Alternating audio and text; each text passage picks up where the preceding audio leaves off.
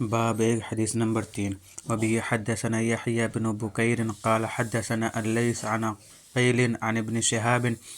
عن عروة بن الزبير عن عائشة أم المؤمنين رضي الله عنها أنها قالت أول ما بدأ به رسول الله صلى الله عليه وسلم من الوحي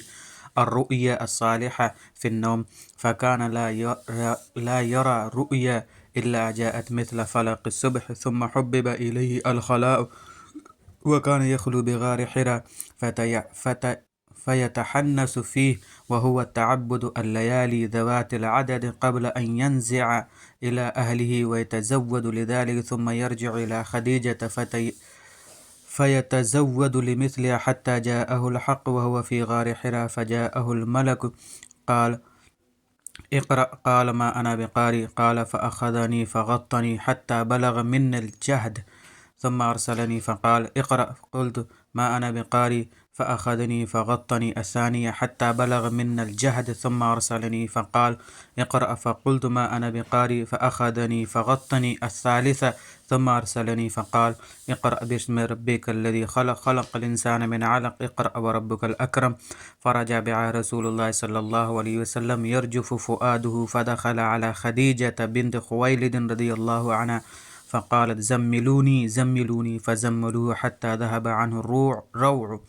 فقال لخديجة وأخبرها الخبر لقد خشيت على نفسي فقال خديجة كلا والله ما يخزيك الله أبدا إنك لتصل الرحم وتحمل الكل وتكسب المعدوم وتقري الضيف وتعين على نوائب الحق فانطلقت به خديجة حتى أتت به ورقة بن نوفل بن أسد من عبد العزى ابن عم خديجة وكان امرأ تنصر في الجاهلية وكان يكتب الكتاب العبرانية فيكتب من الإنجيل بالعبرانية ما شاء الله أن يكتب وكان شيخا كبيرا قد عمي فقالت له خديجة يا ابن عم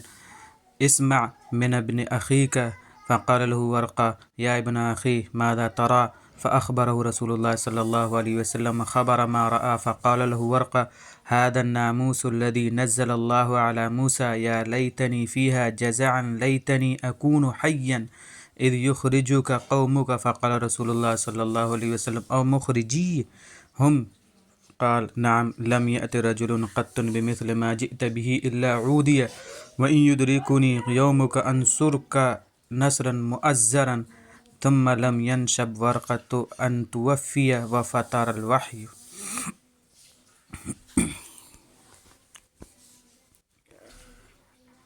عائشہ رضی اللہ عنہ فرماتی ہیں حضور صلی اللہ علیہ وسلم پر وحی کا ابتدائی دور اچھے سچے پاکیزہ خوابوں سے شروع ہوا۔ آپ خواب میں جو کچھ دیکھتے وہ صبح کی روشنی کی طرح صحیح اور سچا ثابت ہوتا۔ پھر من جانب قدرت آپ تنہائی پسند ہو گئے اور آپ صلی اللہ علیہ وسلم نے غار حرا میں خلوت نشینی اختیار فرمائی اور کئی دن اور رات وہاں مسلسل عبادت اور یاد الہی و ذکر و فکر میں مشغول رہتے۔ جب تک گھر آنے کو دل نہ چاہتا توشہ ہمراہ لیے ہوئے وہاں رہتے۔ توشہ ختم ہونے پر ہی حضرت خدیجہ رضی اللہ عنہا کے پاس تشریف لاتے اور کچھ توشہ ہمراہ لے کر پھر وہاں جا کر خلوت گزین ہو جاتے۔ یہی طریقہ جاری رہا یہاں تک کہ آپ پر حق منکشف ہو گئے اور آپ غار حرا ہی میں قیام پذیر تھے کہ اچانک حضرت جبرائیل علیہ السلام آپ کے پاس حاضر ہوئے اور کہنے لگے کہ اے محمد پڑھو۔ آپ صلی اللہ علیہ وسلم فرماتے ہیں کہ میں نے کہا میں پڑھنا نہیں جانتا۔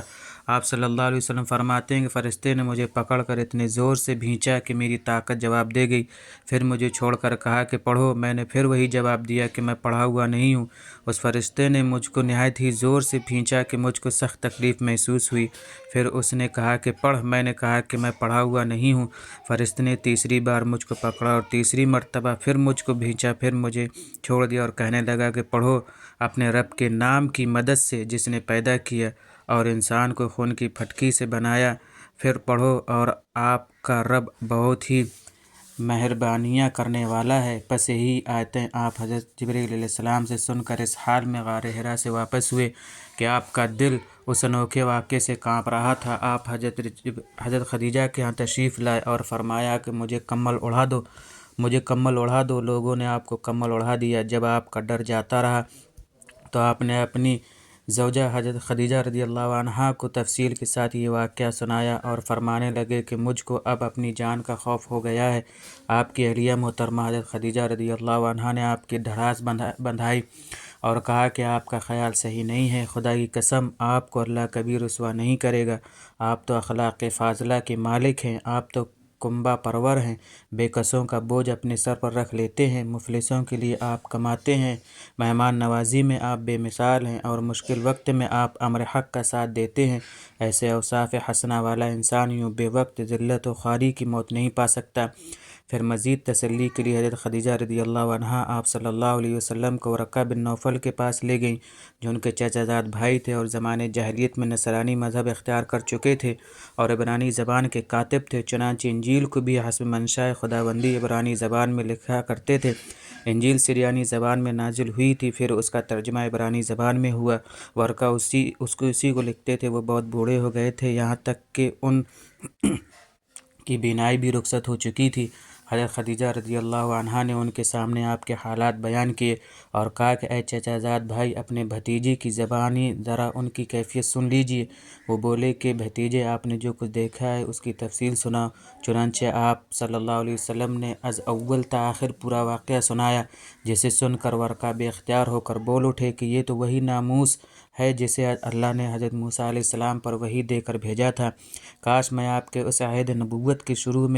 شروع ہونے پر جوان عمر ہوتا، کاش میں اس وقت تک زندہ رہتا جب کہ آپ کی قوم آپ کو اس شہر سے نکال دے گی۔ رسول کریم صلی اللہ علیہ وسلم نے یہ سن کر تعجب سے پوچھا کہ کیا وہ لوگ مجھ کو نکال دیں گے، حالانکہ میں تو ان میں صادق و امین و مقبول ہوں؟ ورقہ بولا، ہاں یہ سب کچھ سچ ہے، مگر جو شخص بھی آپ کی طرح امر حق لے کر آیا، لوگ اس کے دشمن ہی ہو گئے ہیں۔ اگر مجھے آپ کی نبوت کا وہ زمانہ مل جائے تو میں آپ کی پوری مدد کروں گا۔ مگر ورقہ کچھ دنوں کے بعد انتقال کر گئے، پھر کچھ عرصے تک وحی کی آمد موقوف رہی۔